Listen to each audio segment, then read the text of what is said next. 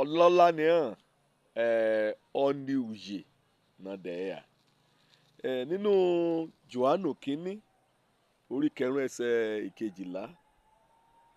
ìwé mímọ́ wí ọ̀nìkan bá ti lọ́mọ Ọlọ́run ó ní kété òun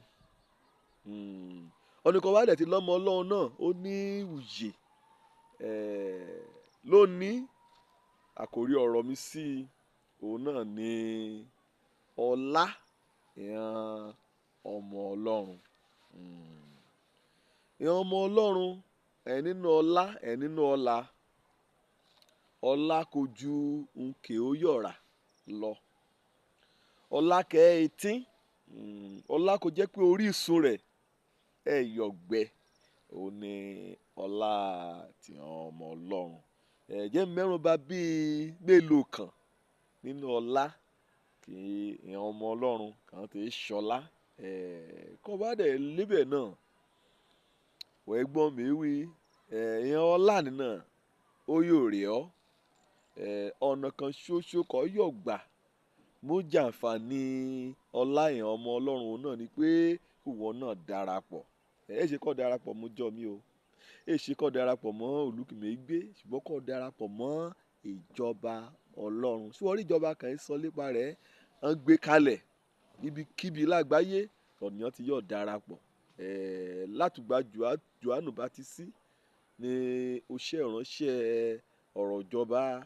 láti polongo rẹ̀ títí kí Jésù náà kó mú dé gbàkó èdèdé náà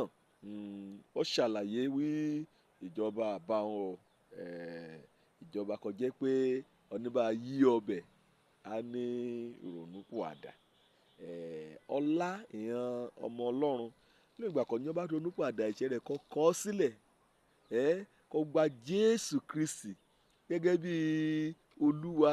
àti olùgbàlà ayé rẹ̀ wúrọ̀ ọ̀nẹ́bà á gba òyípadà ọ̀tun àdárí ẹ̀ṣẹ̀ rẹ̀ jí ajá kó yọ orúkọ rẹ̀ kúrò nínú ìwé kankan kọ sí tẹ́lẹ̀tẹ́lẹ̀ àmọ́ wá sínú ìwé titun ìwé òye nínú ibẹ̀ ni kété ẹ̀tọ́ kọ bá ti tọ́ sí gẹ́gẹ́ bí ọmọ Ọlọ́run tààràtà lọ pín tẹ̀rẹ̀ ẹ̀yà kó so torí náà kọ́ bá de alájọpín nínú ọlá àtọ́lá ìran ọmọ Ọlọ́run wàá ronúpìwàdà wàá gba Jésù gẹ́gẹ́ bí Olúwa àti olùgbàlà ayé rẹ̀ àkọ́kọ́ nú rẹ̀ ni pé kọ́ bá ti dọmọ Ọlọ́run ọ̀rọ̀ alákọ̀ọ́yà jẹ́ ni pé o ti dòmìnira kò lọ́ ègún òfin kété ègún ayébáyé mọ́jọ́ tán jẹ́ o olòmírìn nígbà kan bá ń lù ṣòro abọ́sọ́họ́ abọ́há àrí aṣọ oríṣiríṣi àkàún kété kọjá pé kà sílẹ̀ lówájú rẹ̀ kọjá pé ogan fúnra rẹ̀ àrora rẹ̀ pé wíwùn yọ bọ́ nínú rẹ̀ àwọn ègún àbá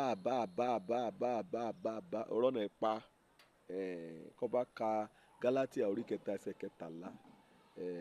Jésù Kristi yóò ti rà á padà kò lọ́ ègún òfin oníbàárì fẹ́ mọ̀ọ́mọ̀ wí ó ti dọ́lé ìgbàgbọ́ ṣùgbọ́n wọn ò ti bọ́ lọ́ ègún òfin kéèdó sínú òde rẹ̀ síbẹ̀ ṣùgbọ́n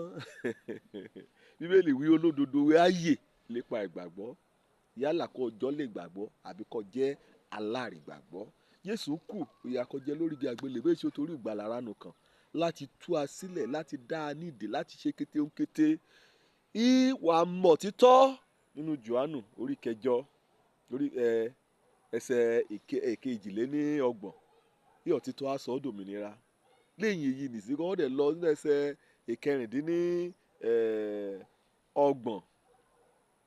àbí ìkẹrìndínlógójì 36 ikọ̀ ọmọ èyí ni ọmọ Ọlọ́run Jésù Kristi ọmọ Ọlọ́run alágbára láyé àtọ̀run ẹlẹ́dàá kété ikọ̀ ọmọ bá sọ ọ́ dòmìnira ìwò dòmìnira létọ̀ ìtọ́ wàá rí ajẹ́ nínú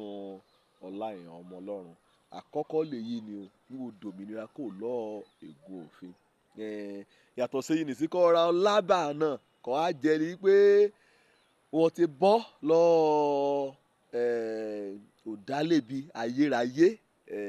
wọ́n bá lọ sínú Róòmù orí 8 ẹsẹ̀ kìíní èbí ìdè símọ́nì sísìn o kò ọ̀rá kọ́ bá ti nínú Kristi Jésù Kristi kàn dé rìn nípa tọ́ra ṣùgbọ́n nípa ti ẹ̀mí ni. Ẹ̀kẹta rí pé a sọ ọ́ di ààyò àti olùfẹ́ níwájú Ọlọ́run. Ọlá lè yí ni o. Kí wọ́n bá sọ ọ́ dààyò ààrẹ orílẹ̀-èdè rẹ kí wọ́n bá sọ ọ́ tó bá mọ̀ joyè ajírọ́ba lùlù rẹ èṣù kékeré kẹ́yìn èyí ni nínú Éfésù orí kínní ẹsẹ̀ 6. Yàtọ̀ séyìí ni ọ̀rá ọlá kì í ọmọ Ọlọ́run yìí jẹ́ ni pé a ti mú ẹ̀mí mímọ́ àmúṣe èdìdí ran ẹ̀mí mọ̀ níyà tán oníyà darí ran oníyà kàn oníyà tìyàn oníyà darí ibi kà mọ̀sẹ̀ sí ọ̀rá ọlá ni o. Àìmọye ọ̀nì kò jẹ́ pé ohun àjèjì ohun ẹbọra ohun èṣù lígbọ́ kọjá kó gbọ́kọ̀ sọnù kọ yà ṣubú kọ da kété ohun kọ dà á sọnù ayé rẹ̀ polúkúmuṣu kọ parí síbẹ̀. Ṣùgbọ́n ọ̀rọ̀ ọlá ìran ọmọ Ọlọ́run ni pé ẹ̀mí Ọlọ́run àgbọ̀n rè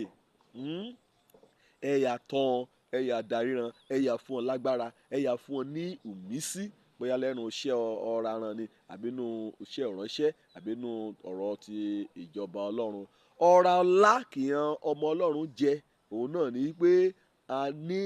ìsọdi mímọ́ nínú Jésù Kristi kété gbòǹgbò ẹ̀dá àtijọ́ kẹ̀ nínú ayé ọ̀nìyàn oníbàdà tún bí kò máa yẹ kí Jésù Kristi kọ́ ìdẹ̀ tẹ̀síwájú náà nípa tẹ̀mí kọ́ gbàdúrà wí ọ̀rá ọlá náà ọ̀rá ẹ̀tọ́ mi nì wá ti ké sọ́lọ́run ọ jẹ́ oṣẹ́ oore ọ̀fẹ́ kejì á gbàdúrà á bẹ̀bẹ̀ á ní ìsọdi mímọ́ nínú Kristi Jésù.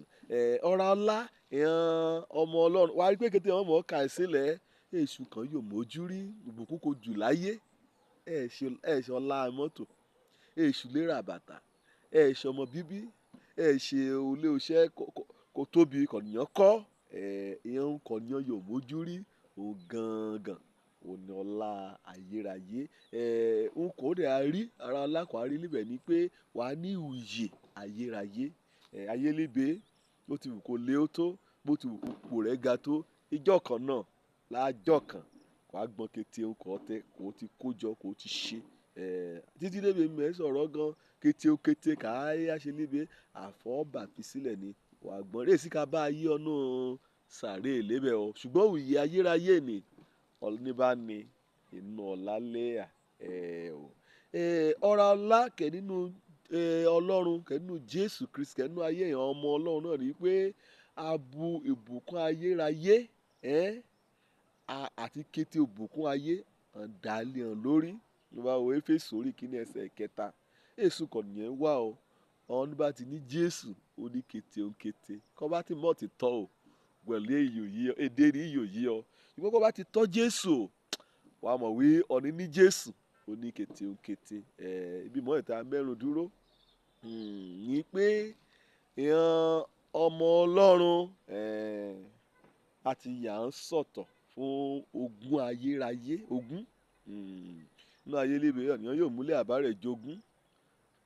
kẹnu rẹ̀ àdùn àṣẹwá àṣẹbọ̀ kí ìjọba gbé katapila sí kan àwo sọnù wọ́n bá ṣe yìí ni irú wọn ni èèyàn ọkọ̀ èèyàn ulé èèyàn alẹ̀ èèyàn oríṣiríṣi dúkìá lọ́múṣọlá kọ́ míṣọlá kọ́ ẹ̀yọ̀ wàá rí i pé ẹ̀yọ̀ tálẹ̀ o torí kọ́ ọ̀gbọ́n rè òun náà yóò gbọ́n rè àti pé ohunkóhun ní yóò gbá ọ láàyè kọ́ yóò gbà lọ ṣe pé àṣàṣàn tó lè òbí ṣùgbọ́n ọlá ayérayé ogún ayérayé òun náà jẹ́ kọ́ nínú ìjọba Ọlọ́run. Kólósè